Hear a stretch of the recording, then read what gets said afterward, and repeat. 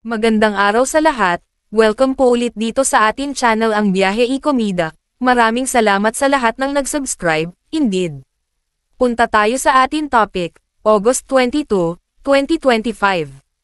Arnold Clavio tinawag na, irresponsible, ang pahayag ni Vico Sotto. Arnold Clavio, hinamon si Mayor Vico Sotto na maglabas ng ebidensya. Nakahanap ng kakampi ang veteran broadcast journalists na sina Corina Sanchez at Julius Babaw sa katauhan ng kanilang kasamahan sa industriya na si Arnold Clavio.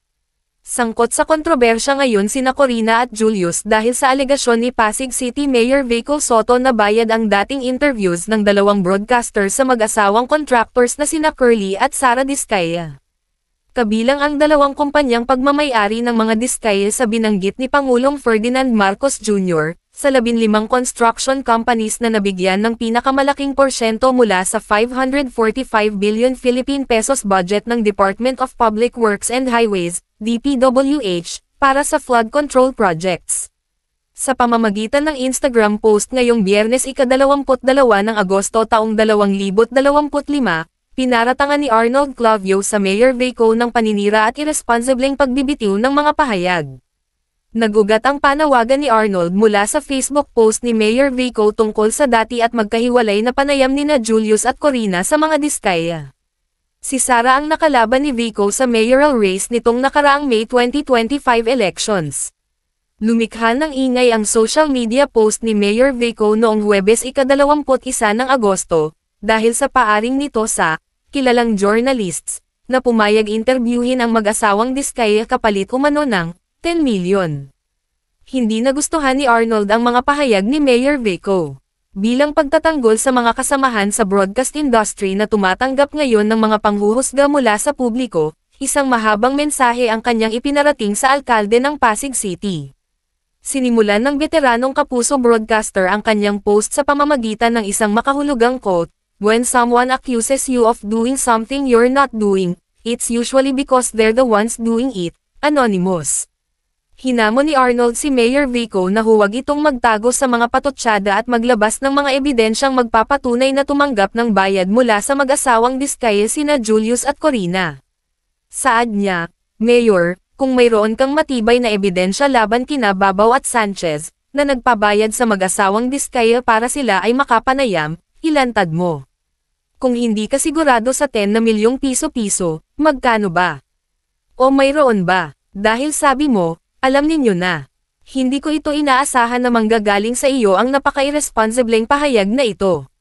Gusto kong malaman. Tulungan mo kami. Huwag kang magtago sa mga paaring, parinig o haka-haka dahil sa industriya namin, mahalaga ang terminong verification ng fact sa pagbabalita.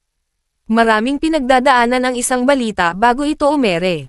Sa amin sa GMA Network, Inc., at Super Radio DZBB, sinasala ang bawat panayam at kailangan na may approval ng mga news manager. Para kay Arnold, hindi makatarungan ang mga paninira at akusasyon ni Mayor Vico laban kina Julius at Corina dahil nakakaapekto raw ito sa industriyang kinabibilangan nila.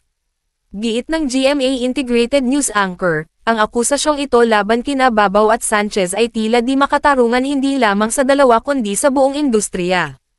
Hindi ito para ipagtanggol ko ang dalawang mamamahayag sa paninira ni Sotto kundi ang maproteksyonan ang buong industriya ng pamamahayag, na kinukuhanan ng impormasyon ng publiko. Nahaharap kami ngayon sa malaking hamon pagdating sa kredibilidad. Nandyan ang social media, na pilit sinisiraan ang mainstream media, at mas pinaniniwalaan pa ng marami. Pakiusap pa niya kay Mayor Vico, "Mayor, huwag ka nang makisawsaw sa mapanganib na panahon dahil sa sarili mong interes na politikal. Nasa demokrasya tayo at may karapatan ang sino man na marinig ang kanilang panig.